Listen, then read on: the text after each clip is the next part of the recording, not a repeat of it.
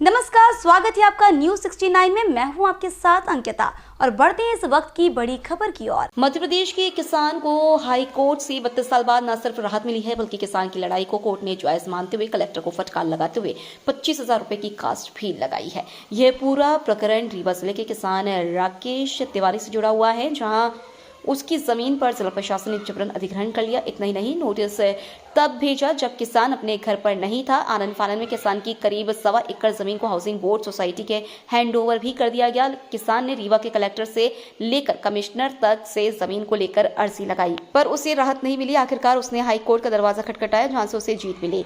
रीवा के किसान राकेश तिवारी के पास उसकी पैतृक जमीन, जो कि 1.25 एकड़ है, उस पर खेती किसानी कर वहां जीवन यापन करता है। 1993 में हाउसिंग बोर्ड ने घोषणा की थी कि राकेश तिवारी की जमीन पर एक कॉलोनी बनाने जा रही है और जमीन का अधिग्रहण कर लिया गया। राकेश तिवारी को यह बात ना तो हाउसिंग बोर्ड ने बताई और ना ही राजस्व का कोई अधिकारी उनके पास आया। यहाँ तक कि राकेश तिवारी को कोई मुआवजा भी नहीं दिया गया। 2015 में राकेश तिवारी को हाउसिंग बोर्ड का एक नोटिस मिलता है, जिसमें हाउसिंग बोर्ड की ओर से कहा गया है कि राकेश तिवारी इस जमीन को छोड़ दे और मकान खाली कर दे। अब यह जमीन हाउसिंग बोर्ड की हो चुकी है। नोटिस के जवाब में राकेश तिवारी ने हाउसिंग बोर्ड को जवाब दिया कि वे जमीन नहीं छोड़ेंगे, क्योंकि उन्हें इस जमीन का कभी कोई मुआवजा नहीं मिला। 7 दिन बाद हाउसिंग बोर्ड ने दूसरा नोटिस दिया, जिसमें लिखा था कि यदि 7 दिन के भीतर उन्होंने खुद जमीन खाली नहीं की तो उन्हें जबरन इस जमीन से अलग कर दिया जाएगा। सर, ये क्या मामला है? ये मामला भूअर्जन से संबंधित है। ये जो पिटिशनर याचिका करता है, इसकी ज़मीन का अधिग्रहण 1993 में किया गया। इसकी कोई जानकारी याचिकाकर्ता को नहीं थी, राजेश कुमार तिवारी को, क्योंकि सामान्य कृषक है, कोई बहुत पढ़ा लिखा आदमी नहीं था। तो इनकी भूमि का अर्जन कर लिया गया, लेकिन इनको कोई सूचना नहीं दी गई, न इनको कभी मुआवजा या अवार्ड उठाने का कभी नोटिस दिया गया। ये अपने उस ज़मीन पे मकान बना के खेती वगैरह करते रहे और लगातार उस पर रहे आए परिवार सहित।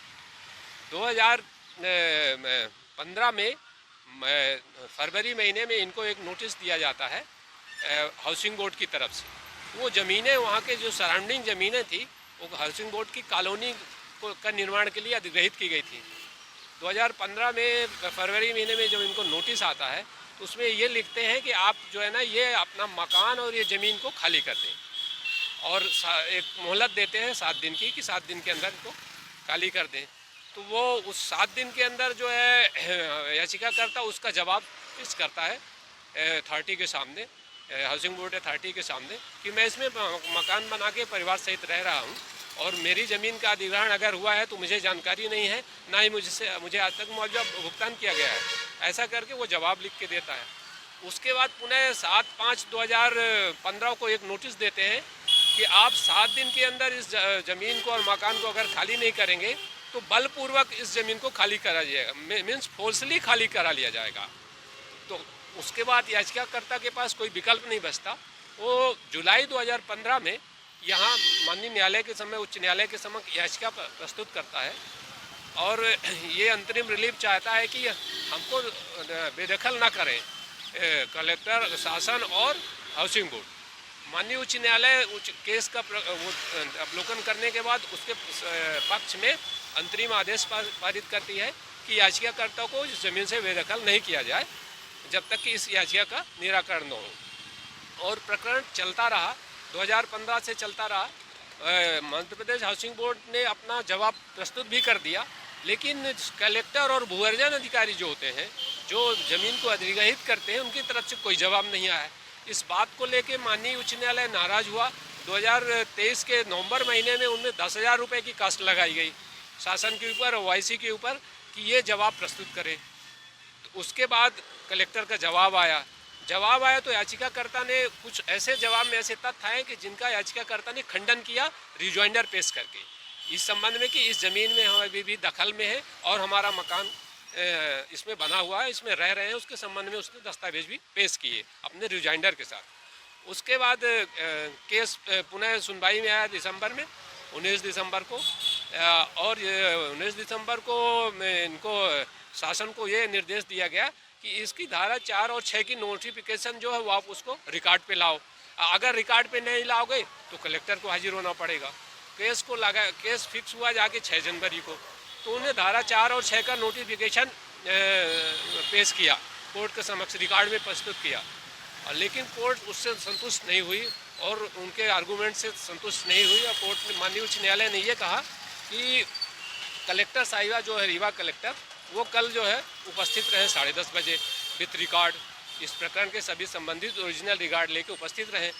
तो कलेक्टर साहिबा की तरफ से ये एक आवेदन आ गया एग्जाम्पशन का कि इस उपस्थिति से मुझे छूट दी जाए क्योंकि मेरे पति का जो स्वास्थ्य ठीक नहीं है, उसके संबंध में उन्होंने डॉक्टर का पर्चा भी पेश किया। कोर्ट ने उसको जुनाइन नहीं माना और ये आदेश किया कि शाम को 7 तारीख को 4 बजे तक कोर्ट के समक्ष उपस्थित हों, अन्यथा इनके खिलाफ कुछ कार्रवाई हो सकती है। तो ऐसी मजबूरी में कलेक्टर साहिबा हाजिर हुई शाम को 4 बजे। उनके तरफ से एडिशनल एडवोकेट जनरल ने बहस भी करी, लेकिन कोर्ट उससे संतुष्ट नहीं रही और केस का जो है अगली तारीख जो है 8 जनवरी के लिए 2:30 बजे के लिए फिक्स करी और ये निर्देश दिया कि कलेक्टर महोदय उपस्थित रहें। और उनको इस संबंध में काफ़ी वो बड़ी एक तरह से कह लीजिए कि उनको डांट पड़ी कि आप कैसी आप वो चलाती हैं, आपके जो पब्लिक है आप उसके लिए काम करती हैं और इस तरीके से अगर आप काम करेंगी तो आपके खिलाफ तो कुछ भी कार्रवाई हो सकती है।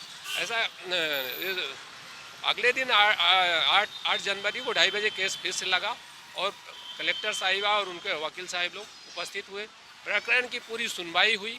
प्रकरण की सुनवाई के बाद कोर्ट ने ये किया कि याचिकाकर्ता की जो भूमि थी वो उसी के पास रहेगी। उसके संबंध में जो अवार्ड का अधिसूचना जारी हुई थी उसको लैप्स कर दी। याचिकाकर्ता उस जमीन से बेदखल नहीं होगा और उसी में अपना रहेगा। अगर कलेक्टर या हाउसिंग बोर्ड चाहता है कि फिर से हम इस ज़मीन का अधिग्रहण करें तो नए कानून 2013 भू-अर्जन अधिनियम के तहत फिर से नई अधिसूचना जारी करें और उसका नए रेट पे, नए मार्केट रेट पे उसका मुआवजा तय करें।